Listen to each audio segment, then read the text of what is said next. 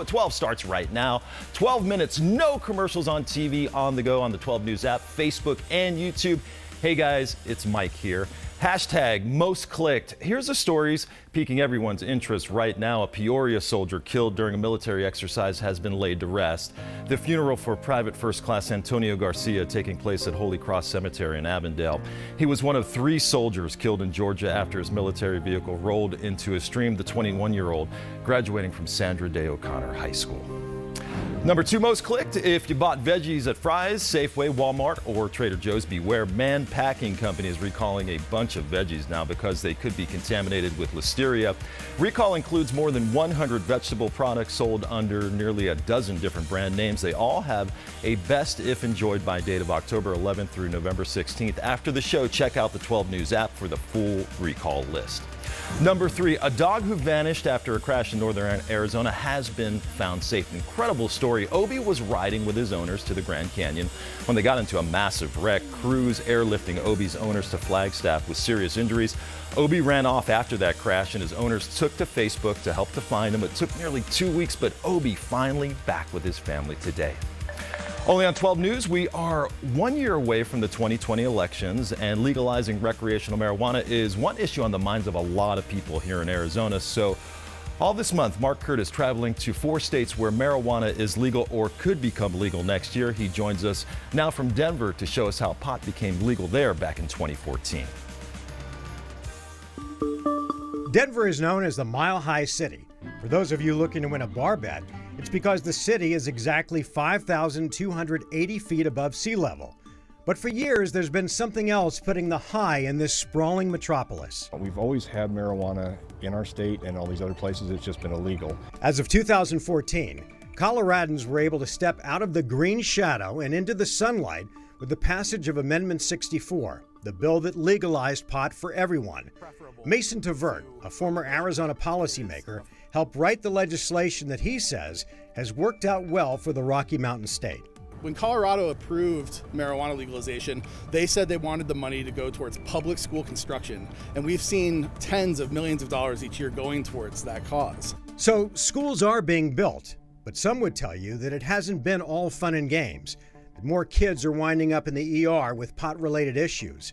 Henny Lastly is a mother and the director of Smart Colorado, an organization that advocates for tighter regulations on pot. There's so many products and potencies that fall under that term marijuana that there's a real disconnect with kids that they, again, think it's safe. Tonight, more from Henny Lastly, our state trooper, the man who helped craft the bill that made Colorado the first state in the country to legalize pot, and also an ER doc at Children's Hospital who surprised us with his take. Again, our special series 420 begins later tonight on 12 News First at 4. I hope you'll join us for our coverage. We're going to take a look at what's changed here in Denver and in Colorado since our last trip here. Guys, we'll see you in a few. Thank you. Time now for your Pulse on Health, and right now there's new research that reveals teens who self-harm are at a much higher risk of suicide. Canadian researchers studying teens treated at the ER for self-harm, they find doctors readmitted nearly 1/3 of them to the hospital or treated them at the ER again within just 5 years. They're also 8 times more likely to die from suicide than teens who go to the ER for other reasons. As for younger children, too much screen time could really lead to learning difficulties. Researchers at Cincinnati Children's Hospital Medical Center find kids between 3 to 5 years old with a lot of screen time experience lower expressive language skills, literary skills, and processing speeds that are altered. Experts say more research really needs to be done to determine if these findings could indicate long-term developmental risks. 12 at 12, you know we love to save you money here, so as the list of streaming services grows, NBC's Peacock may end up being free. Comcast, NBC Universal's parent company, is considering making an ad-supported version of its Peacock streaming service, all for free for everyone. You could still get an ad-free version if you pay for it. The new plan's still under consideration. Okay, from saving you money on subscriptions to dishing out the big bucks for those holidays, we all know our kids can have a wish list that is packed with all of those expensive items. So how do we pick and make sure that our kids get the hottest toys out there? Chris is filling us in. It's a pink one! Helping ensure the happiest of Christmas mornings, parents often rely upon hot toy lists. A toy list is just for a place for a parent to start researching. Research, but be reasonable and aware. So do toy companies pay to be on these toy lists? At the end of the day, yes, there's money going back and forth between the manufacturers and the retailers to be on a list. Jim Silver, CEO of Toys, Tots, Pets, and More, TTPM for short, who's quick to suggest you'll look at multiple hot lists. There's so many independent resources like We're One and so many others out there that you can go out and research a toy. TTPM once famously picked Tickle Me Elmo and Monster High dolls as hottest toys of the year. The passenger seats recline. They offer reviews on some 2,500 toys each year and don't charge for replacement on their list. So what's on TTPM's hot toy list this year?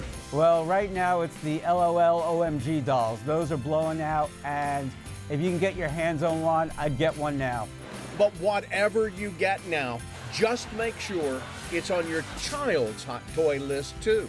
Yay! I always wanted one of these.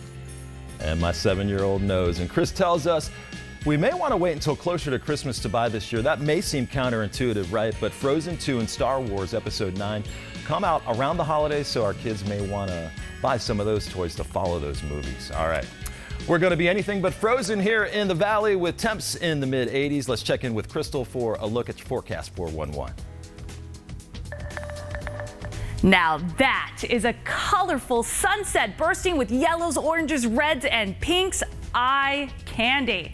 Tonight, after that sun drops below the horizon, temperatures will fall to their lowest in Phoenix to 61, 56 in Parker, low 40s in Prescott, Kingman, below freezing at Flagstaff, the Grand Canyon, and Winslow bottoming out at 36. Oh boy, I know you see it. On the cusp of 90 tomorrow in Phoenix. If we were, in fact, to crack 90, that'd be pretty rare. There's only an 18% chance of doing so this time of year. The record latest 90-degree temperature is November 15th. Check out the 7-day forecast. Today and beyond, all spent in above average territory. We've got a wild card. We've got a chance for some showers and maybe even a thunderstorm late Tuesday night into Wednesday. It's a slim shot, better chances to the north and east of Phoenix, but hey, we will take it. Back to sunshine Thursday. A lot time now for your Daily Juice. NBC Nightly News anchor Lester Holt is in the Valley right now to get a prestigious award today. Lester is getting the 2019 Walter Cronkite Award for Excellence in Journalism. ASU's Cronkite School of Journalism gives out that award once a year. Lester has anchored the Nightly News since 2015, has been with NBC News since 2000. Tom Brokaw, Diane Sawyer, Scott Pelley have all gotten that award in the past, so congratulations. More Juice. Hilarious actress and Saturday Night Live alum Maya Rudolph dishes out with Ellen about working with Kristen Wiig on SNL. What is your favorite sketch? Is it the one where we're game show ladies and we it's the show Super Showcase? Yes. And we just can't keep it together? Right. Yeah. She couldn't keep it together the minute we read it out loud, and she couldn't keep it together at dress rehearsal. But then we started doing it at air, and I thought, okay, we got like all the giggles out, and as soon as that golf cart came out, she lost it. All right, Maya also talks more about working with her new animated sitcom. You'll hear all about that at 3 p.m. only on 12 News. All right, this is exciting. We're a little more than 3 weeks away from Thanksgiving, and Macy's is showing off the new balloons we'll see during the 93rd annual parade. This year's newest additions include Netflix Green Eggs and Ham, Astronaut Snoopy, and SpongeBob SquarePants and Gary. We'll also see a Smokey the Bear balloon on Thanksgiving morning. You can watch the 93rd annual Macy's Thanksgiving Day Parade on just one station. You got it, 12 News. Time now for A to Z 60. We celebrate the people, places, things that make the Valley so awesome in just 60 seconds. It's finally cooling off enough to get outside and explore, and we all know there's a ton of things to do in downtown Phoenix. Colleen is taking us out there for a tour to see the must-see murals.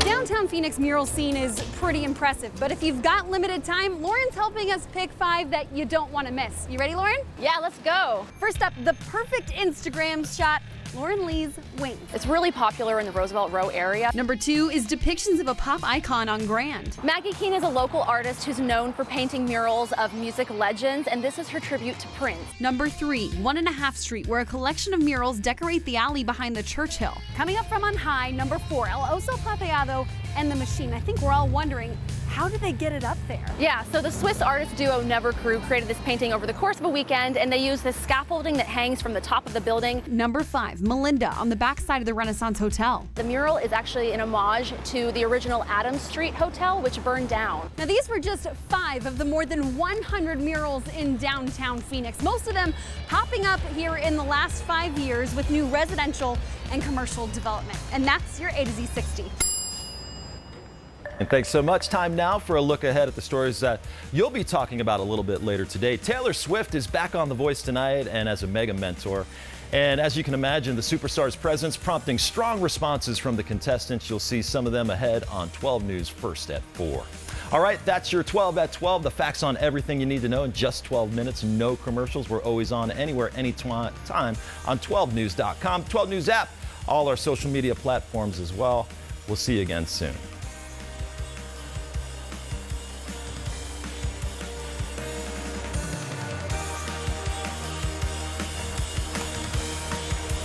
All right, let's check in with Jan to see what's next on Arizona Midday.